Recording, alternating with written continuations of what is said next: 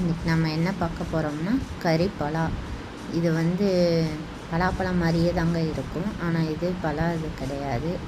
பலாப்பழம் மரத்தில் இது பண்ணும். இது கிளைகளில் தான் வருது. இது குட்டி குட்டியாக தான் இருக்கும் பாருங்கள். இது கேரளாவில் தான் அதிகமாக சாப்பிடுவாங்க. சமைச்சு சாப்பிட்டா அவ்வளோ டேஸ்ட்டாக இருக்கும்.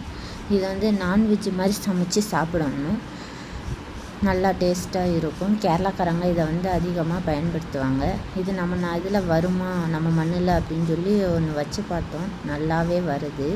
இதை நாங்கள் ஒரு காயை 30 ரூபா அப்படின்னு சொல்லி விற்கிறோம். நல்லா இருக்கும், சாப்பிட்டு பார்த்து டேஸ்ட் எப்படி இருக்குன்னு சொல்லுங்கள்.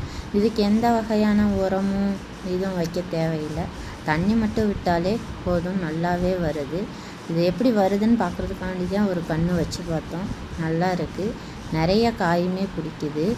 இது சமையலுக்கு அவ்வளோ நல்லா இருக்குது. இதில் நிறையா சத்துக்களும் இருக்குது, விட்டமின்கள் இருக்குது அப்படின்னு சொல்கிறாங்க. நீங்களும் இது மாதிரி கிடச்சிச்சின்னா ஒரு தடவை செஞ்சு சாப்பிட்டு பாருங்கள், டேஸ்ட்டு அட்டகாசமாக இருக்கும்.